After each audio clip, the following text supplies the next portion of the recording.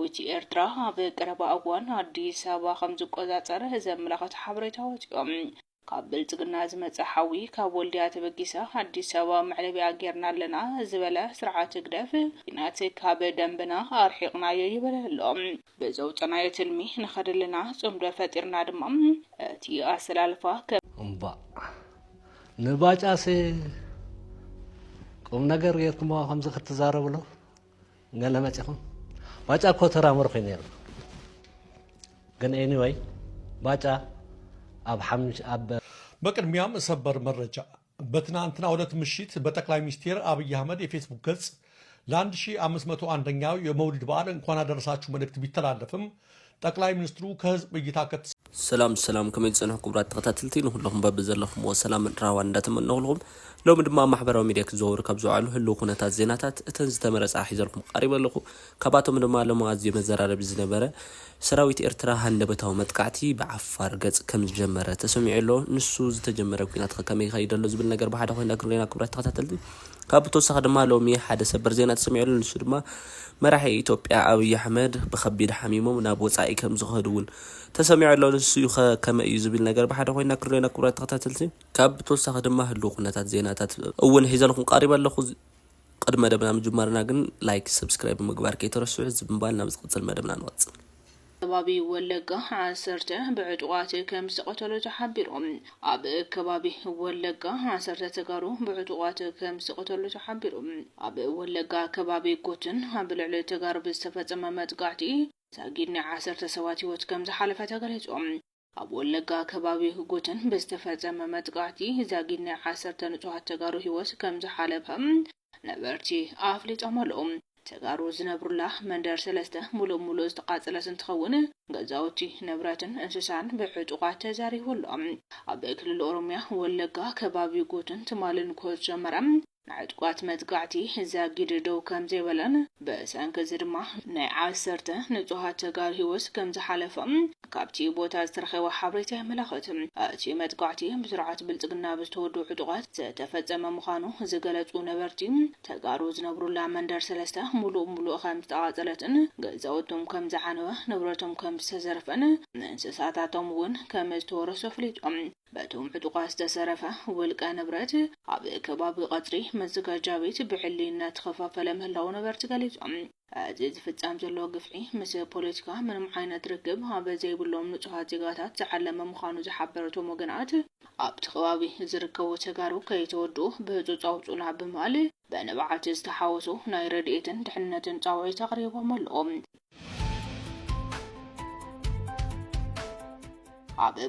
በመጻል መኽብራት ተከታተልቲ እስከ ደብረ ጽዮን ዝተዛረብዎ ኣዝዩ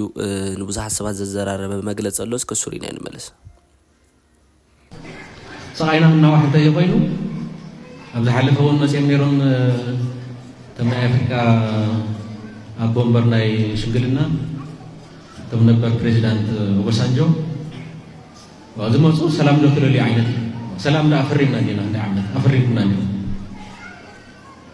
ሰላም ኮሲና ኢና ነና በታስምዕ መሰረት ኣይትፈጸም ዘላ ወሐቁኩም ንሕና ወን ይሕገዝና ጊዜ ወሲዱ ናብ ዘይኮነ ከዓ በጽሑ ወሕዝኸ ሕዙ ንደሊና ሰላም ቅድሚ ኩሉ ግን ለዓላውነትና ክግበረሉ በሕዚ ዳ እንታይ ዘረባ የድልየና ብሓድሽ ኣብ ከውና ዲበልናኩም ቅዳ ጊዜ ስለዚ ዝሓልፈ ዘረባ ምድጋሚ ዝኮ ዘሎ ጭብጥ መፍትሕና ይምጻእ ይኮን ድሓር ብዛረሩ ተብዕለይ ምስ ምሕዝነት እዮም ዘለሉ ነይሮም ምስ ኩስቶ ያ ትራኽቦ ኣለኹም እዚ ኮ ሕማቕ እዩ ጉደፍዎ ኣሎ ንሱ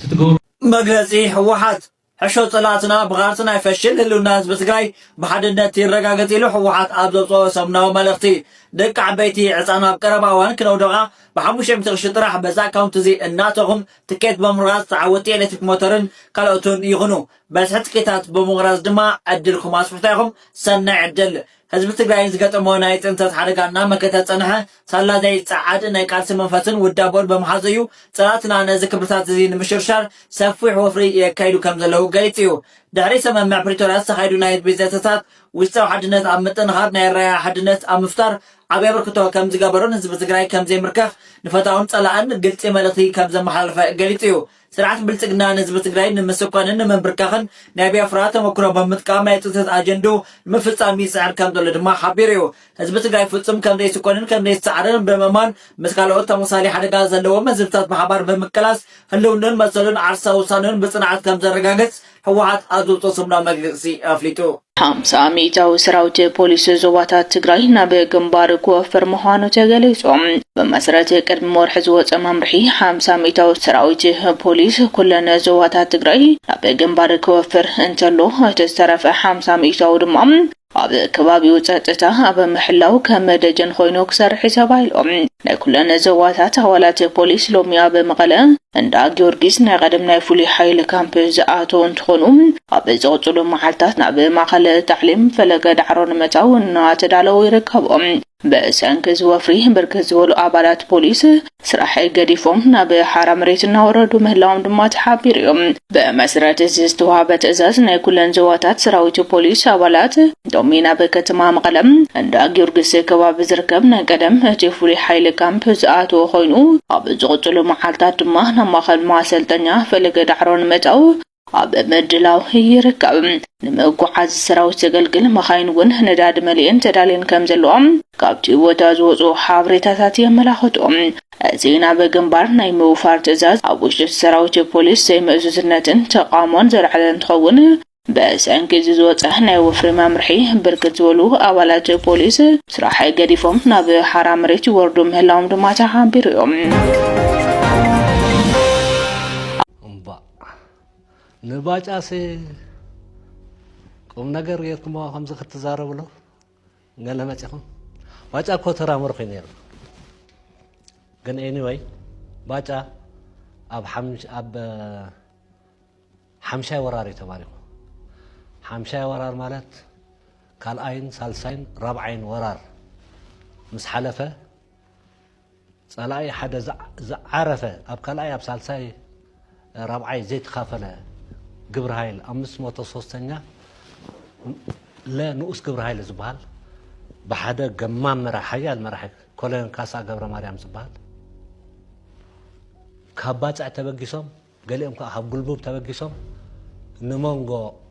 ግንባር ናቕፋን ግንባር ሰሜናዊ ሳሕል ቆሪጾም ኣብ ግራዕ ዝባል ቦታ ብተኸብሉ ናይ ሓሳቦም ነይሩ ኩማ ምደቅሳ ኣብ ከረን 77 ወርሒ 7 ማሞ ኣፈታ ኣብ ፈዓበት ወርሒ 6 77 ተማሪኾም እዚ ድሕሪ 2 ዓመት እዩ ባጫ ወርሒ 7 79 ዕለት 12 ኢኻ ማንታ ናይ መጨረሻ ውግእ ኣይርሳዕኒ ወርሒ 7 ዕለት 12 ሕጂ ኮምፕሌክስ ስለዝገቡ ናቱ መርኣያ እኳ እዚ እዚ ሕጂ ምሩኽ ኣይነበርኩ እንተኢሉስ እንታይ ኣለኩም ናባና ትመፁ እቶም ምስኡ ተማሪኾም ዝነበሩ መዓት እንደለው ኢትዮጵያ ምስ ኣብ ኦፒዲኦ ነይሮም ኣብ ወያነ ነይሮም ብምቕፃል ድማ ክቡራት ተኸታተልቲ ከዚ ብዝበሃል ዘሎ ወግዒ ድማ መንጆሪኖ ሓድሽ መግለፂ ከም ዘውፅአ ተሰሚዑ ኣሎ እስኪ እሱ ከመይ ዝብል ብሓደ ኮይና ንሪኦ ከም ዘሎ ዝነገረሉ ሰራዊት ትግራይ TDF ናብ ኩለን ኣርምታት ሓድሽ ትእዛዝ ኣውሪዱ ከም ዘሎ ተገሊጾም ካብ ሓምለ 22 ጀሚሩ ናይ ሰራዊት ትግራይ TDF ቪድዮን ፎቶን ናብ ሶሻል ሚድያ ምዝርጋሕ ፈፂሙ ዝተኸልከለ ከም ዝኾነ ወታደራዊ ኮማንድ ሰራዊት ትግራይ ሓቢሮም ሚኒስትር ሰራዊት ናብ ዘይምልከቱ ኣካል ዝቐልዐ ወይ ኣብ ሶሻል ሚድያ ዝዘርግሐ ብኸቢድ ገበን መግላዕ ሰራዊት ተሓታት ብምዃን ተመጣጣኒ ስጉምቲ ከም ዝውሰዶ እቲ ወታደራዊ ኮማንድ ኣፀጊቖም ወታደራዊ ኮማንድ ሰራዊት ትግራይ ሚኒስትር ምሕላው ናይ ተጋዳላይ መሰረት ዓወት ምዃኑ ብምእዋጅ ኩሉ ኣባለ ሰራዊትን ህዝብን ነዚ መምርሒ ብትኽክል ንኸተግብረውን ፀዊዑሎም እቲ ካብ ወታደራዊ ኮማንድ ሰራዊት ትግራይ TDF ኣብ ኩሎም ግንባራትን ኣርምታትን ኣብ ዝተመሓላለፈ ሓድሽ ወታደራዊ ትእዛዝ ካብ ዕለት 22 ሓምለ 2018 ዓ.ም ንድሓር ዝኾነ ይኹን ናይ ሰራዊት ምንቅስቃስን ናይ ሰራዊት ቪድዮን ኮነ ፎቶ ብዘይፍቃድ ናብ ማሕበራዊ ሚድያታት ምዝርጋሕ ፈፂሙ ዝተኸልከለ ምዃኑ ተገሊጹ እዮም እዚ እገዳዚ ናይ ሰራዊት ወታደራዊ ስርሒታትን ናይ ቦታ ምንቅስቃስን ብሶሻል ሚድያ ኣቢሉ ናብ ፀላእትን ንከይበጽሕ ናይ ስራው ድሕንነትን ምሕላው ዝዓለመ እዩ እቲ ወታደራዊ ኮማንዶ ከም ዝሓበሮ ዝኾነ ይኹን ናይ ሰራዊት ወታደራዊ ሚስጥር ናብ ሚድያ ወይ ናብ ዘይምልከቱ ኣካል ምብጻሕ በጽኑዕ ዝተኾነነ ገበን እዩ ወታደራዊ ኮማንድ ዴፍ ኣብ መደምደምታ መግለጺኡ ሚስጥር ምሕላው መግለጺ ብሉጽ ሰብኣውነትን ኣብ ቃልሲ ተጋዳላይ መሰረት ዓወት ምዃኑ ድማ ኣስሚሩሉ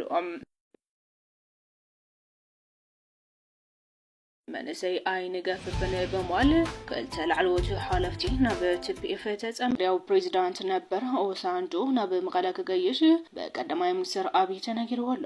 ኣብ ዝሓለፉ መዓልታት ፕሬዝዳንት ነበር ኬንያ ኡሁሩ ኬንያታ ኦሉሴጉን ኦባሳንጆ ምስ መኸምባት ሲድኒ ዳግመ ውዳበን ምፍራስ ሕገ መንግስት ተባሂሉ ኣብ አዲስ አበባ ክሰላሰል ዝጸንሐ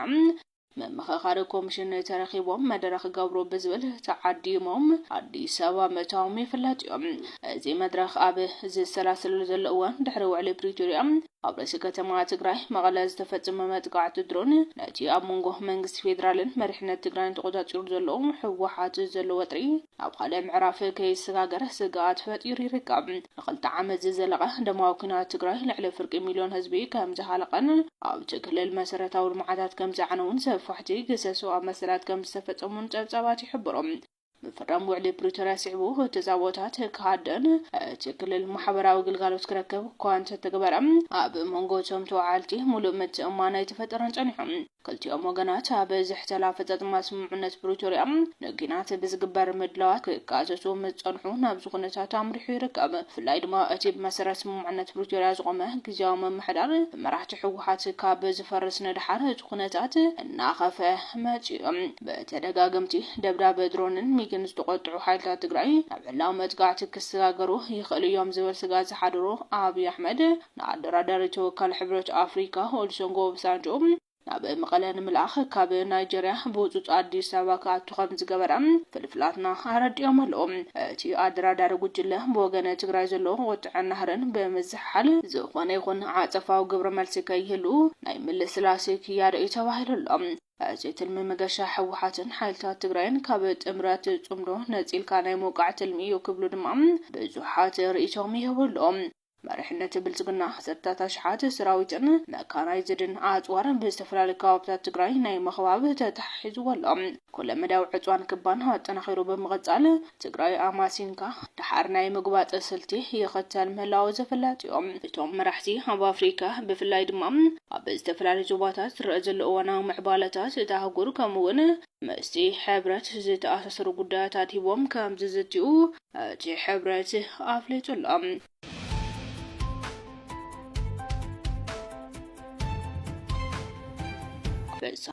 بموضوع دم خبرات تختلتي أفلام كم زجلس خو مراح إثيوبيا أبي أحمد وبخبر حمام حميمهم نبوت عين حكمنا كم زخدوا تسمع له سكسوري الملس بكر ميام سبر مرجع بتنا أنتنا ولت مشيت بتقلع مستير أبي أحمد فيسبوك كذا لاندشي أمس متو عندنياو يمولد بعد كنا درسات شو منك تبي تلعبهم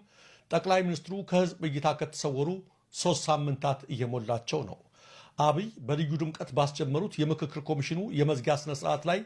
የቀድሞ የኬንያ ፕሬዝዳንትን ጨምሮ ሌሎች አውሮፓ አምባሳደሮች ቢጋበዙም እንግዶቻቸውን ሲቀበሉ አልታዩም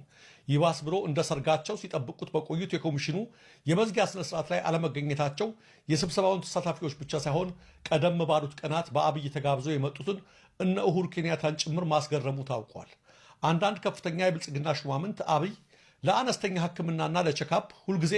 ህክምና ወደሚከታተሉበት አቡዳቢ ሆስፒታል እንዳቀኑ ቢናገሩም አንዳንዶች ግን ችግሩ አነስተኛ ቢሆን ቢያንስ በመዝጊያው ስነ ስርዓት ላይ ይገኙ ነበር በማለት ከበድ ያለ ህክምና ላይ ሳይሆኑ እንዳልቀረ ነው የተናገሩት የአቡዳቢ ሆስፒታል ምንጮችም የህመማቸውን ደረጃና ያሉበትን ሁኔታ ማወቅ ባይችሉም ሰውየው ህክምና ላይ ስለመሆናቸው ግን ጠቁመዋል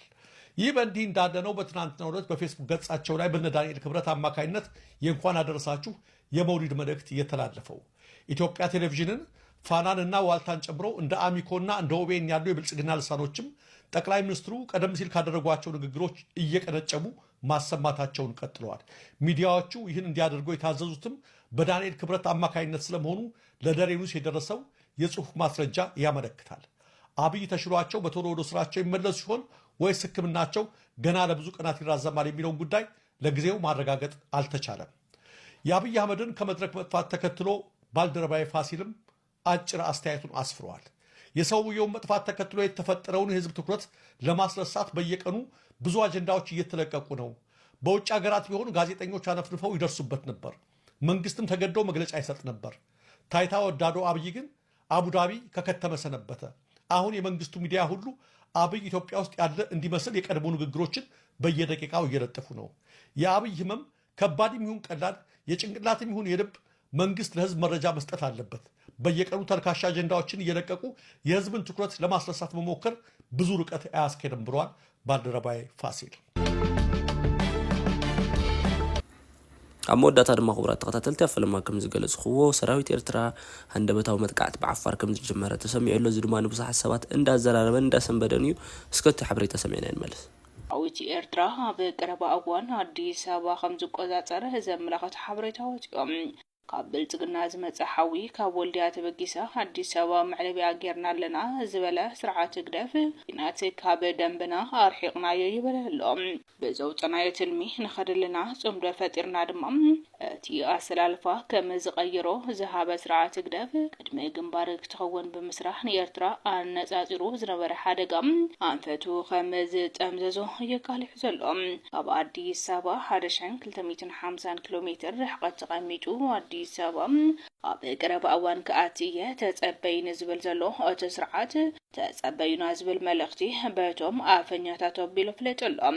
ጽምዶ ዝብል ሓበራዊ ጥምረት ብምፍጣር 4 ኪሎ ክንኣቲና ዝብል ዘሎ ሓይሊ ሕወሓትን ህግደፍን ነቲ ስርዓት ብልጽግና ብምውጋድ ሓድሽ ስርዓት ክተክል እየ ዝብል ቃልቲ ዝገብር ዘሎ እንትኸውን ብፍላይ ሰራዊት ሻዕብያ ሓድሽ ልኡኽቶ ተሓንጊጡ ሕወሓትና ተመርሐ 4 ኪሎ ደበኸ ክብል ምዃኑ ዘፍልጥ ዘሎ። ሻዕብያ ባሮት አብይ አሕመድ ዝበሎም ብስም ዘገለጹም አካላት ናብኣ ተጸበይና ምስ ረኸብናኩም ንገብረኩም ሓቢርና ርኢና ዝበላ ኣፈኛታት ስርዓት ግደፍ እቲ ዘሎ ነበልባል ካብ ዞብኡ ገለል ከም ዘበለ ፍሊጥ ኣሎ።